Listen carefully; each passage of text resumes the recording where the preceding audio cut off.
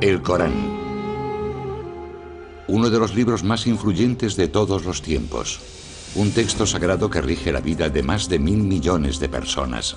Es un reglamento sobre cómo hemos de comportarnos en nuestra vida. Y que aún contiene misterios que nunca han sido revelados. Puede ser interpretado de maneras muy diversas. Contiene fragmentos en los que Dios habla sobre la paz, la compasión, etc.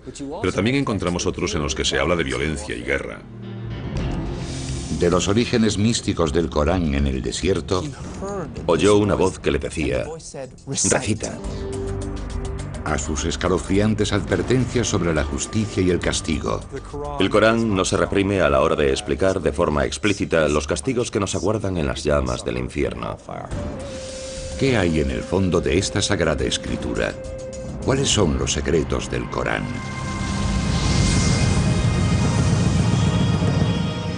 Descifrando la historia, los secretos del Corán, capítulo 1.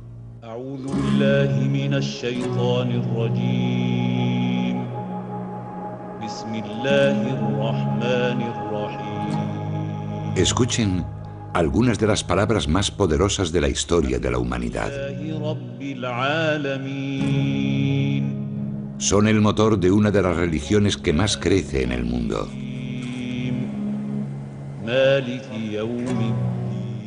Miles de millones de voces las han repetido durante los últimos 1400 años. Son las palabras del libro sagrado del Islam, el Corán. Los musulmanes creen que el Corán fue revelado directamente por Dios al profeta del Islam.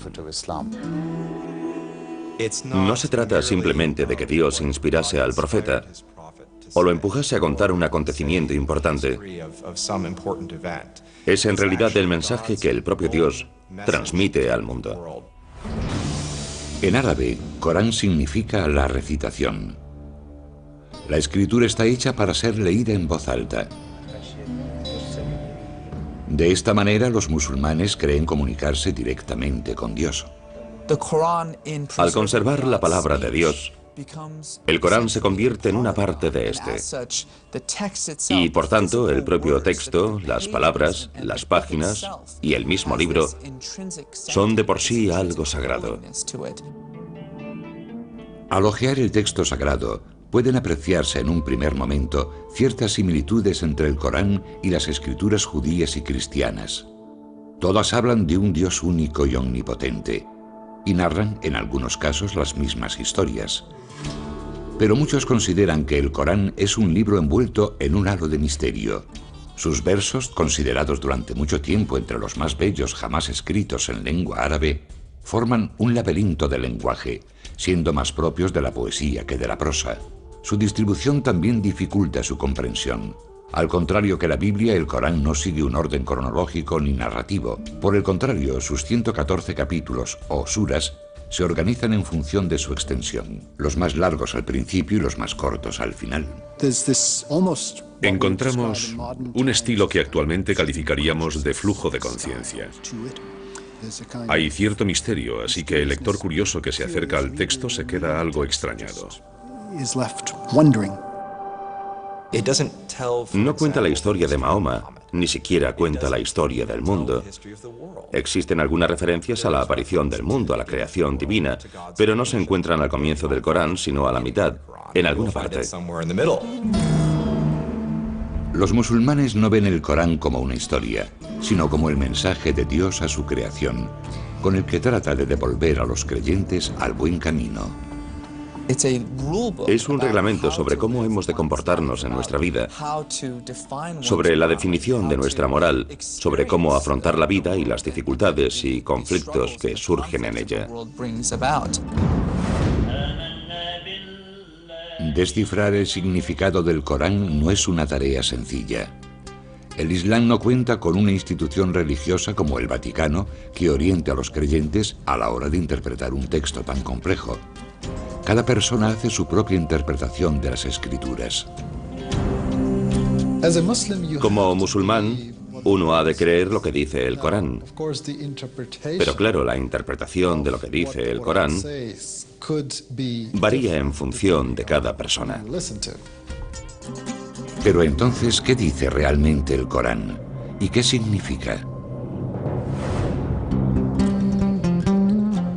Las palabras que rigen en la actualidad la vida de los musulmanes fueron reveladas en un momento concreto de la historia, a unas determinadas personas y en un determinado lugar. La historia tradicional musulmana del Corán comienza hace 1400 años, en una árida zona de la península arábiga. Un remoto lugar habitado por beduinos nómadas del desierto y que contaba con algunos poblados tribales.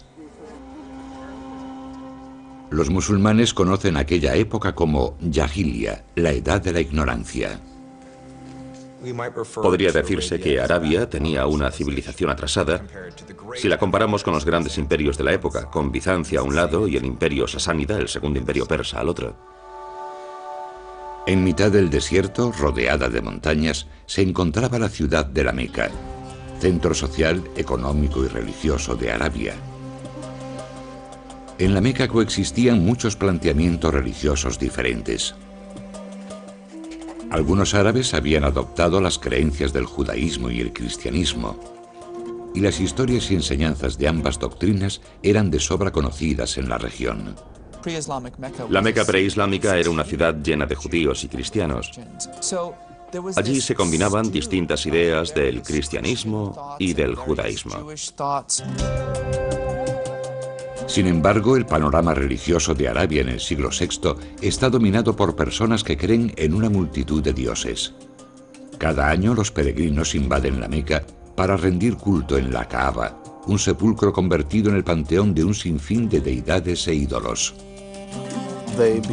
Creían en la existencia de Dios, pero Dios, de alguna forma, era una figura demasiado distante como para relacionarla con la rutina diaria de los hombres.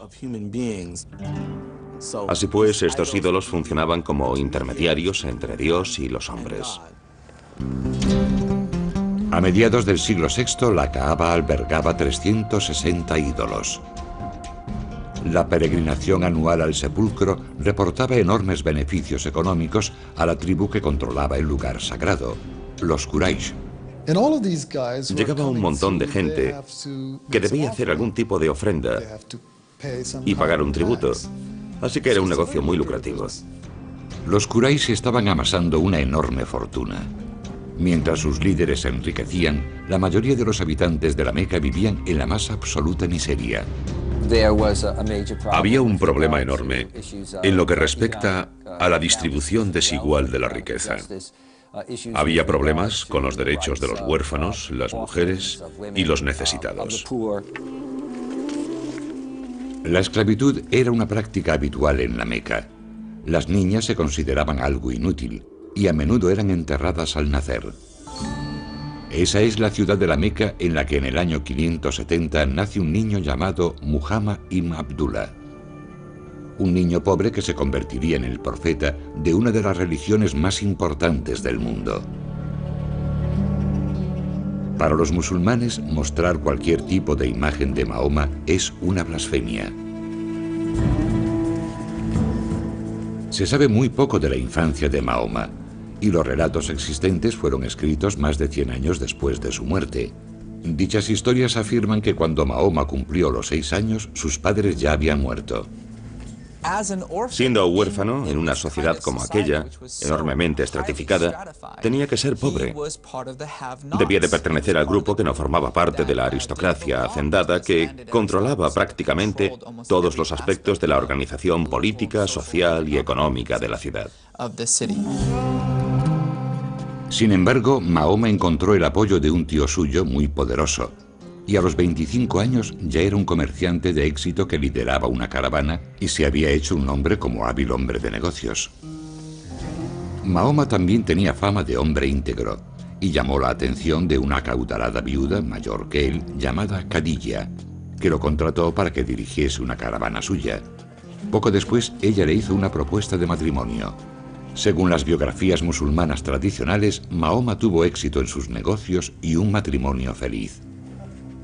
Sin embargo, seguía tratando de encontrar un sentido a un mundo asolado por la pobreza y la injusticia.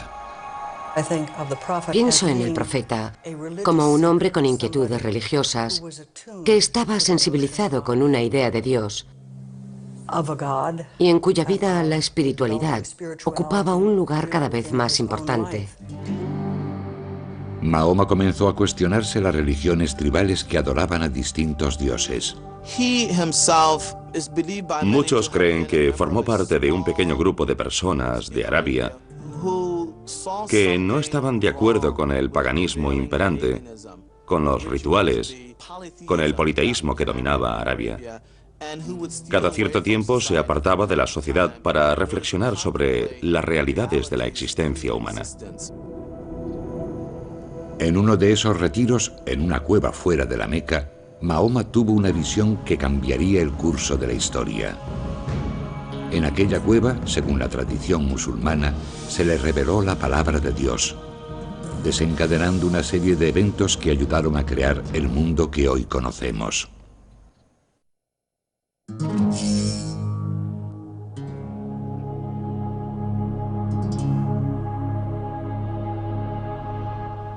Cinco veces al día, los musulmanes de todo el mundo oran en una determinada dirección.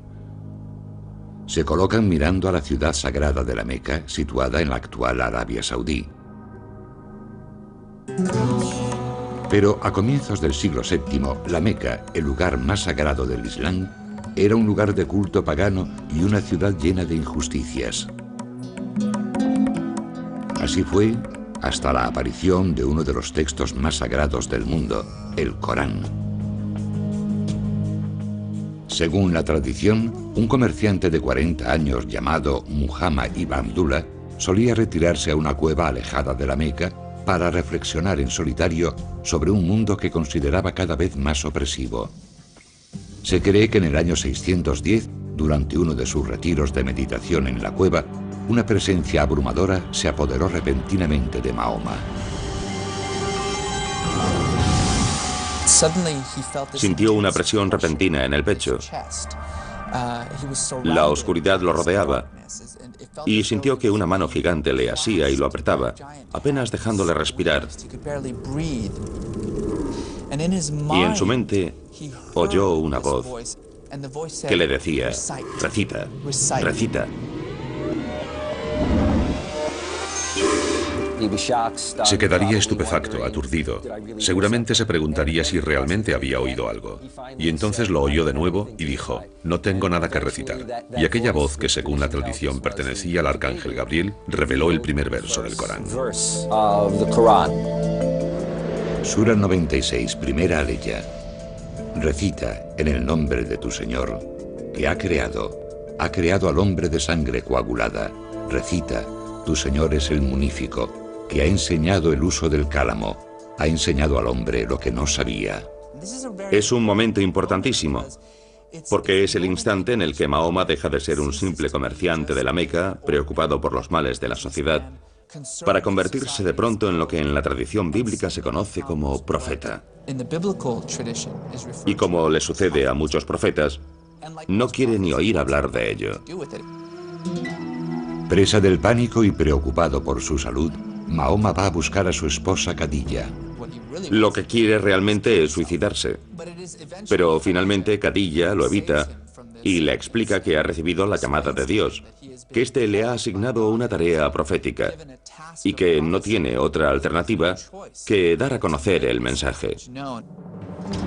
La revelación de la cueva marca el comienzo de un periodo de 22 años durante los que Mahoma recibe los mensajes divinos que formarán el Corán. De acuerdo a la tradición, en ocasiones las palabras resonaban en sus oídos como una campana. En otros momentos surgían en tortuosos ataques similares a los de la epilepsia. Sufría convulsiones, empezaba a sudar y su mirada se perdía en el horizonte. Los que lo veían casi creían que estaba muerto. Y cuando estos momentos proféticos terminaban, de repente vomitaba las revelaciones. Dichas revelaciones parecían hacerse eco en todo momento de las necesidades del pueblo árabe. Los primeros versos eran escuetos y sencillos y cuestionaban las prácticas paganas de los habitantes de la Meca, haciendo una llamada a la adoración de un único Dios. Sura 73, octava aleya. Y menciona el nombre de tu Señor y conságrate totalmente a Él. El Señor del Oriente y del Occidente, no hay más Dios que Él. Tómale, pues, como protector. Durante los primeros años de revelaciones, Mahoma memoriza los versos y los comparte solamente con su mujer y sus allegados. Poco a poco empieza a creer que tiene una misión profética y que es su deber transmitir a los demás la palabra sagrada que guarda en su mente. Finalmente, en el año 612, el reticente profeta va al centro de la Meca y comienza a predicar. Era un aviso a los ciudadanos de la Meca, que a ojos del profeta habían perdido la conciencia, si es que la habían tenido alguna vez, de la existencia de un Dios supremo, de un único Dios que los había creado y les mostraba el camino. El Dios del que habla Mahoma es glorioso y compasivo, pero también colérico. El profeta dice a los habitantes de la Meca que sus actos en la tierra tendrán consecuencias cuando llegue el día del juicio. Tenemos a un hombre del que se sabe que ha estado haciendo vigilias, que llega, digamos, al mercado y dice: el mundo se acabará. El Dios que lo creó le pondrá fin y os incumbe a todos. Se trata de un mensaje muy contundente. Es un mensaje contundente, pero no novedoso. Mahoma dejó muy claro que el Corán era la misma revelación que la hecha a judíos y cristianos siglos atrás. Un mensaje de Dios a la humanidad. No obstante, la revelación se dirigía esta vez al pueblo árabe, por vez primera, y en su propia lengua. El profeta nunca dijo que estuviese creando una nueva religión. Simplemente dijo que era un mensajero que portaba el mismo mensaje que había sido transmitido anteriormente por un gran número de figuras de su historia común. El Corán repite una y otra vez: no olvidéis lo que le sucedió a Abraham cuando... Y entonces cuenta una historia sobre Abraham. No olvidéis lo que le sucedió a José, y cuenta una historia sobre José. Lo más curioso es que dichas historias aparecen en una especie de adaptación, de versión resumida de esos grandes relatos. La gente a la que se revelaba el Corán ya conocía esas historias, puesto que vivía en una ciudad empapada de dichas tradiciones.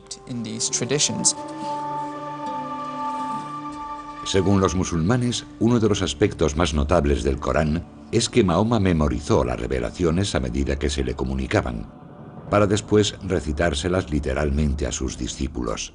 A pesar de que existía en aquella época una forma escrita de la lengua árabe, no eran muchos los que sabían leer o escribir. Mahoma no era una excepción.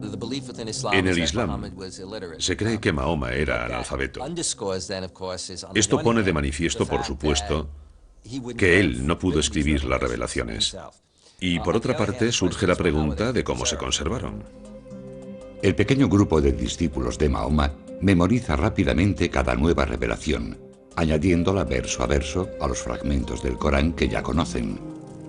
Dado el tipo de cultura en la que viven, tales hazañas memorísticas no resultan sorprendentes. Estamos hablando de culturas basadas en la oralidad. En cierta manera, la cultura oral en la que vivía Mahoma permitía que la gente escuchase algo una o dos veces y que fuese capaz de memorizarlo y recitarlo posteriormente palabra por palabra. El conjunto de revelaciones se va ampliando y Mahoma sigue predicando en las calles de la Meca, atrayendo a un pequeño grupo de conversos.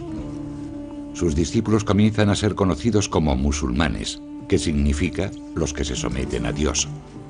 El mensaje de Mahoma resulta especialmente atractivo a los pobres y marginados de la ciudad, que se identifican con las reclamaciones sociales de los versos, que defienden la liberación de los esclavos y el ejercicio de la caridad con los necesitados. Algunos de los que se convirtieron al mensaje del Corán lo hicieron seducidos por la belleza del lenguaje, que algunos veían tan perfecto que lo consideraban una prueba de la existencia de Dios. Si le preguntas a un musulmán, bueno, ¿qué pruebas hay de que se trate de una revelación divina?, te contestará, y llevan haciéndolo más de 1000 años, que la prueba es el propio Corán, que ese es el mayor milagro, que un analfabeto en medio de ninguna parte cree de pronto un documento tan magnífico y poderoso. Pero no todos están contentos con lo que predica Mahoma. Su provocador mensaje, que se niega a reconocer la divinidad de los ídolos que alberga la Kaaba, atrae las iras de la tribu dominante, los Quraysh, ya que amenaza su posición de poder. Si no hacían falta intermediarios ante Dios, no había razón para la existencia de los ídolos. Y sin los ídolos, la Kaaba no tenía razón de ser. Sin la Kaaba, tampoco hay ninguna razón que justifique el dominio de la Meca como capital social y económica de la península arábiga. El conflicto de los Quraysh con Mahoma y sus revelaciones no se debía a motivos teológicos, sino que era un conflicto económico, un conflicto político. Los Quraysh y el grupo mayoritario de la Meca no se muestran demasiado condescendientes con el pequeño grupo de seguidores del mensaje de Mahoma. Los musulmanes son brutalmente perseguidos. Algunos sufren palizas en las calles, otros son torturados. Durante 9 años, los musulmanes soportan las humillaciones, manteniéndose firmes en su creencia de que no hay más Dios que Dios. El propio Mahoma goza de la protección de su acaudalada esposa y su poderoso tío, pero tras la muerte de ambos, el profeta y sus discípulos se dan cuenta de que no les queda otra alternativa que huir de la Meca. La estructura social había sido destrozada hasta tal punto que se veía incapaz de proseguir su misión en la Meca. Y decidió que tendría que buscar una especie de base de operaciones alternativa. El cambio de lugar traerá consigo un nuevo tipo de mensaje para el Corán, que hará hincapié en las leyes y en la guerra.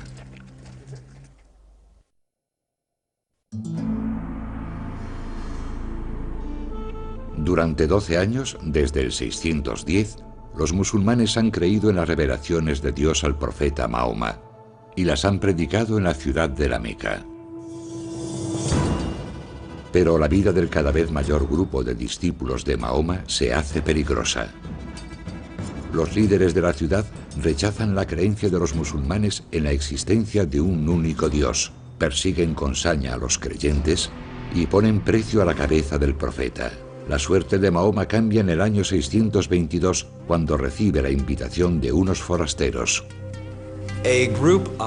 Desde un oasis cercano, llegó a la Meca un grupo de personas en busca de alguien que pudiese resolver una disputa que tenían.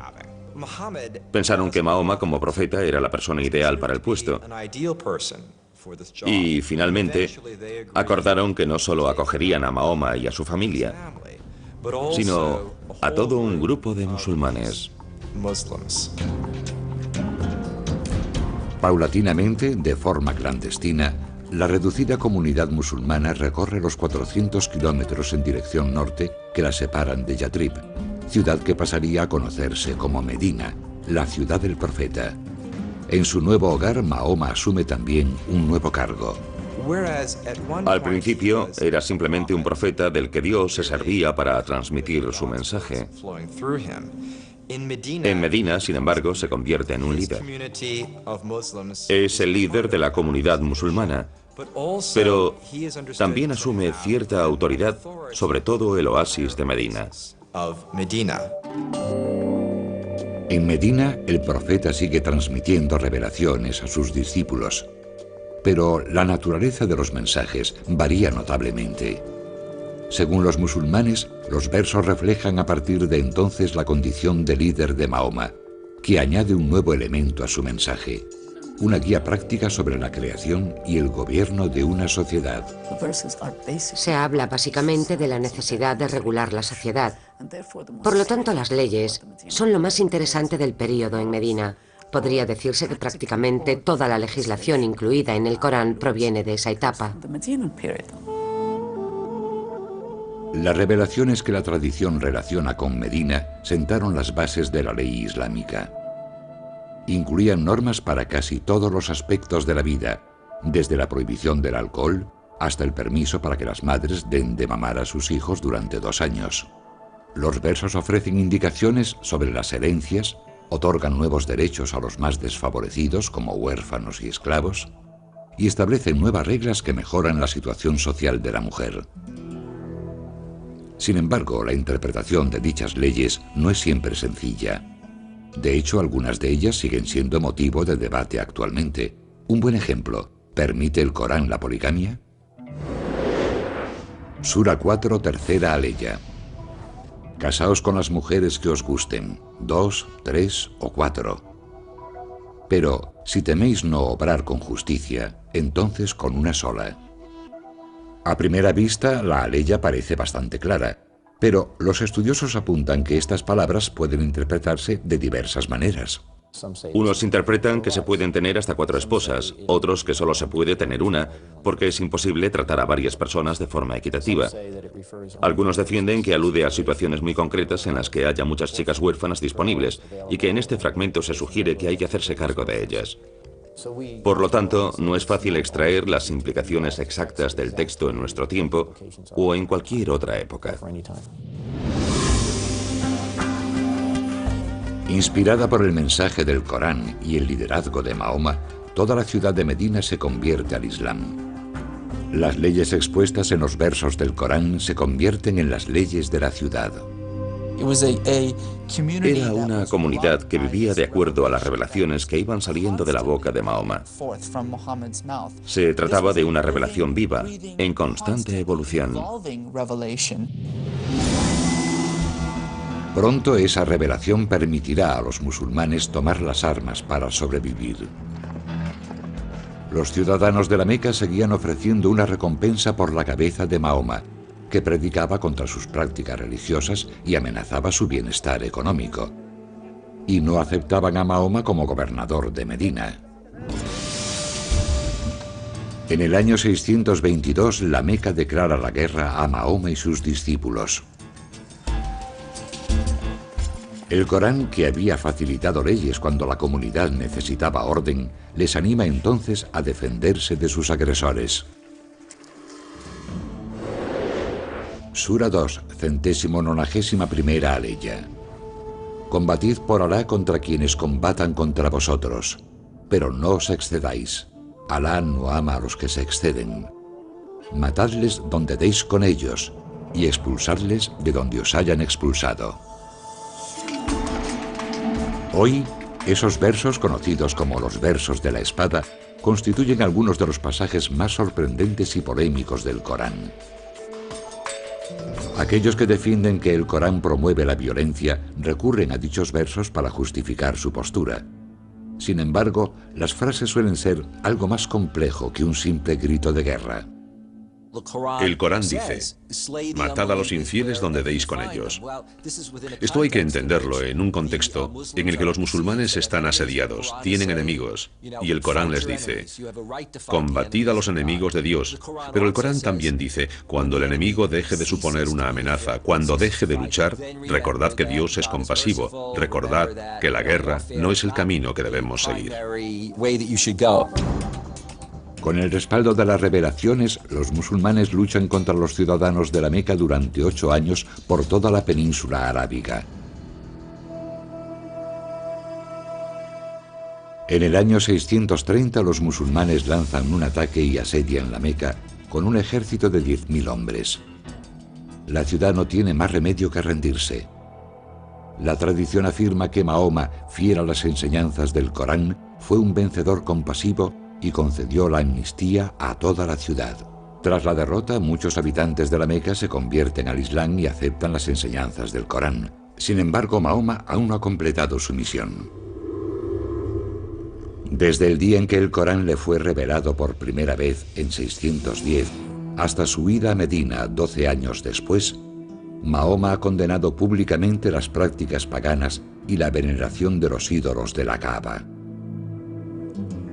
No hay más Dios que Dios, repetía constantemente, citando el principio fundamental del Corán. Así pues, Mahoma entra en la Kaaba y destruye todas sus deidades, declarando el lugar un santuario dedicado a la veneración del único Dios. Mahoma había logrado alcanzar su objetivo, y lo había hecho haciendo lo que Dios le había pedido. En 632, tan solo 2 años después de volver al lugar donde había nacido, Mahoma fallece a los 62 años. Su último suspiro pone fin al Corán. Sin embargo, sigue sin existir físicamente. Solo se conserva en la memoria de la comunidad. El mensajero ha muerto. Ahora sus seguidores deben luchar para que el mensaje siga vivo.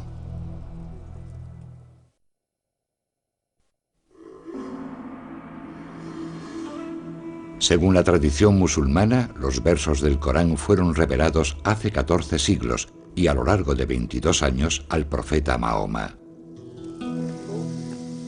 Sus seguidores creían que era literalmente la palabra de Dios. El profeta predicó sobre todos los aspectos de la vida, desde la religión al derecho y la moral, y la recién creada comunidad musulmana trató de vivir de acuerdo a sus palabras. Pero tras su muerte en el año 632, los musulmanes tenían ante sí un difícil reto: preservar el Corán, que seguía siendo un texto oral. Durante la vida del profeta, el Corán nunca se plasmó sobre el papel. Ni siquiera era considerado un texto establecido. No debemos olvidar que el Corán se iba revelando progresivamente y siempre en función de las necesidades de la comunidad musulmana en cada momento. Y el Corán se completó simplemente cuando el profeta exhaló su último aliento. No obstante, aquellos que viven de acuerdo a las enseñanzas del Corán deciden que es necesario plasmar sus palabras sobre el papel y crear un texto tangible. Se dieron cuenta de que la primera generación que había memorizado el Corán estaba desapareciendo y, por lo tanto, estaban perdiendo la conexión directa con la revelación del profeta. Es más, el Islam comienza a extenderse fuera de la península arábiga y empiezan a aparecer pequeñas variaciones en la forma de recitar el Corán. Poco a poco se está alterando la palabra de Dios. Según la tradición, en 651, Uthman, el tercer califa o líder político musulmán, designa un comité con la misión de compilar el Corán. El comité debía recopilar y autentificar las distintas estrofas. Algunas se habían escrito durante la vida del profeta, pero estaban dispersas por toda la comunidad. Dicen que las fuentes de esta compilación provenían de textos escritos sobre trozos de huesos o de fragmentos de pergamino, pero también del corazón de los hombres, de su recuerdo de la recitación del Corán. Las estrofas debían cumplir unos criterios muy estrictos. 2 testigos presenciales debían confirmar que los versos habían sido registrados en presencia del profeta, y las estrofas se contrastaban con los recuerdos de los compañeros que habían memorizado por completo el Corán. El texto, una vez aprobado, se reúne en un solo volumen y es enviado a las ciudades de la región. Uthman ordena entonces la destrucción de las demás versiones escritas del texto. Los musulmanes creen que el texto de Uthman, completado tan solo 20 años después de la muerte del profeta, preserva a la perfección las revelaciones de Dios tal y como las predicó Mahoma, y que el Corán no ha sufrido alteraciones respecto a cómo fue revelado al profeta. Para los musulmanes es muy importante, porque significa que sus escrituras, que son la base de la Ummah, de la comunidad, son completamente auténticas. Esa autenticidad que defienden los musulmanes distingue al Corán de las escrituras cristianas y judías. Mahoma proclamó que el mensaje que Dios le había transmitido era el mismo que habían predicado Moisés y Jesús. Pero de acuerdo a la tradición musulmana, las revelaciones en las que se basan el judaísmo y el cristianismo fueron corrompidas, en parte, al ser escritas en el Viejo y el Nuevo Testamento. Los musulmanes creen que la revelación original a Moisés y a Jesús se fue distorsionando con el tiempo, por lo que hay en el Viejo y Nuevo Testamento serían tanto revelaciones como versiones alteradas de las mismas, y modificarían lo sucedido realmente debido a las circunstancias históricas, religiosas y políticas de la época. Sura 3, 78ª aleya. Algunos de ellos trabucan con sus lenguas la Escritura, para que creáis que está en la Escritura lo que no está en la Escritura, diciendo que viene de Alá, siendo así que no viene de Alá. Mienten contra Alá a sabiendas. El Corán afirma categóricamente, por un lado, que corrobora las escrituras anteriores, y por otra parte, dice que corrige ciertos aspectos o ideas que aparecen en las escrituras hebreas y cristianas. Los musulmanes creen que el Corán corrige los errores que contienen dichas escrituras, entre los que se encuentran algunas de las enseñanzas fundamentales de esas doctrinas, por ejemplo, la interpretación cristiana de la figura de Cristo. El Corán afirma que Jesús fue un profeta, que nació de una virgen y que realizó milagros como sanar a ciegos y leprosos. No obstante, el Corán niega que Jesús fuese el Hijo de Dios. En el contexto islámico, la idea de que Jesús sea el Hijo de Dios se interpreta como que es un ser divino. Esto supone, desde el punto de vista musulmán, que los cristianos tienen distintos dioses, mientras que los musulmanes sostienen que solo puede haber un Dios. El Corán discute también la historia bíblica de la crucifixión de Jesús, afirmando que Jesús no murió en la cruz, sino que Dios lo elevó a los cielos y que sus verdugos crucificaron por error a otro hombre que se parecía a Jesús. Sura 4, 157ª aleya. No le mataron ni le crucificaron, sino que les pareció así. Ciertamente no le mataron, sino que Alá lo elevó así. La idea cristiana de que Jesús murió por los pecados de la humanidad choca con el mensaje del Corán, que dice que cada alma es responsable de sus propios actos. La muerte y resurrección como acto redentor no encaja en el Islam. No entienden la idea de que alguien redima los pecados ajenos. Los musulmanes creen que debido a las tergiversaciones existentes en la Biblia, Dios se vio obligado a transmitir su palabra una última vez. En el Islam se considera que el Corán, tal y como fue dictado a Mahoma y conservado por Uthman, es la única revelación divina verdadera. Ven el Corán como la última revelación, la única completa y no corrompida, y creen que Mahoma fue el último profeta de Dios. Durante los últimos 400 años los musulmanes se han esforzado por seguir las indicaciones de dicha revelación. Pero esta es una tarea ardua y polémica, una tarea que constituye la única esperanza de alcanzar la salvación cuando llegue el apocalipsis que presagian las páginas del Corán.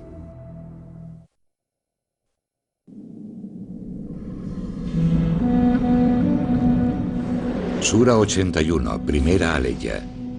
Cuando el sol sea oscurecido, cuando las estrellas pierdan su brillo, cuando las montañas sean puentes en marcha, cuando los mares sean hinchados, cuando las almas sean apareadas, cuando el cielo sea desollado, cuando el fuego de la gehenna sea avivado, entonces cada cual sabrá lo que presenta. Así será el momento, dice el Corán, en el que Dios decida poner fin al mundo. Aunque el Corán es un texto misterioso y de difícil interpretación, sí contiene al menos un mensaje indudablemente claro. Verso tras verso, el Corán advierte de que el apocalipsis es inevitable, advierte de la llegada de un día en el que se ajustarán las cuentas, las montañas se derrumbarán y los fetos de los animales caerán de las matrices de sus madres. El Corán es muy rotundo y explícito cuando habla del fin del mundo, de que se producirá un cataclismo, una erupción del orden natural.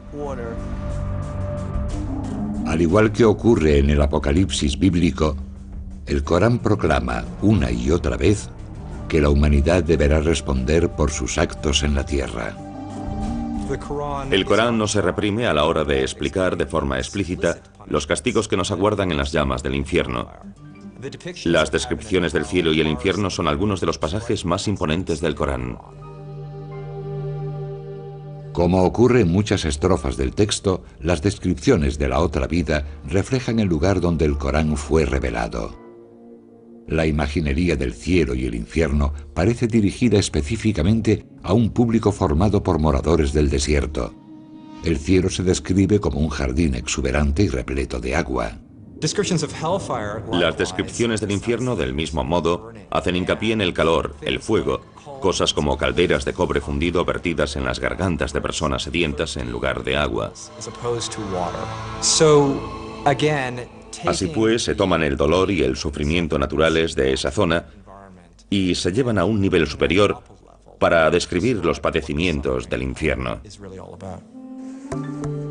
Para los musulmanes, el único modo de conseguir la salvación en el día del juicio final consiste en seguir el Corán.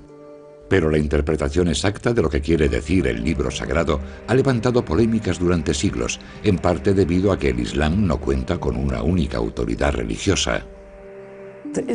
El Islam no tiene una estructura jerárquica, no existe una institución como la Iglesia. Por lo tanto, los fieles pueden formarse su propia opinión libremente.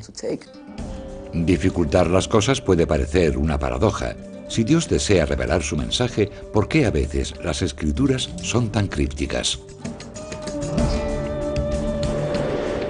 Sura 3, séptima aleya. Él es quien te ha revelado la escritura. Algunas de sus aleyas son unívocas y otras son equívocas. Pero nadie, sino Alá, conoce la interpretación de ello. La mayoría de los musulmanes cree que el único intérprete verdadero del Corán fue el propio Mahoma. Como mensajero elegido de Dios, se dice que comprendía todas las revelaciones, tanto los versos concisos y directos como aquellos que no resultan tan claros. Así pues, a lo largo de la historia del Islam, los musulmanes han examinado los relatos de la vida de Mahoma, sus palabras y obras, para tratar de explicar el Corán. La comunidad musulmana sostiene que las palabras y actos de Mahoma eran la perfecta manifestación de la voluntad de Dios y que de hecho su propia vida es una revelación, al igual que el Corán. Sin embargo, el estudio de la vida de Mahoma no ha conseguido explicar por completo la palabra eterna de Dios. Distintas sectas y escuelas musulmanas se han enfrentado a lo largo de los siglos tratando de imponer sus diversas interpretaciones. Algunos han utilizado el texto para justificar la muerte de otros musulmanes, de los que consideraban que se habían apartado de la fe. Otros sostienen que el Corán fomenta una actitud combativa ante los fieles de otras religiones. Podría decirse que el Corán es un documento bastante flexible. Uno puede hallar argumentos a favor y en contra de una determinada idea. La verdad es que la gente también lo hace al citar a Lincoln, a Washington, a Jefferson. Uno encuentra lo que anda buscando, y el caso del Corán no es distinto. Hace 1400 años el Corán fue revelado a una pequeña comunidad del desierto.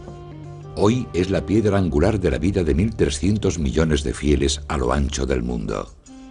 Desde la primera revelación en una cueva a las afueras de la Meca y a lo largo de toda la historia del Islam, los musulmanes han tratado de aplicar las enseñanzas del Corán. Cada persona realiza su propia interpretación de la voluntad de Dios a través del mensaje contenido en las Escrituras. El Corán debe entenderse en el contexto del que habló un gran estudioso del Islam, un océano. El océano es una enorme criatura llena de misterios. Los musulmanes han encontrado en ese océano, durante siglos, inspiración sobre el amor y el temor, el conocimiento y las leyes, la ira y la violencia, el misticismo y el ritual. Su fe en el Corán ha cambiado la historia. Como sucede con todas las religiones, los textos sagrados pueden desatar pasiones, sacando lo peor de aquellos que afirman vivir de acuerdo a su mensaje, o, por el contrario, acercar lo divino a los hombres.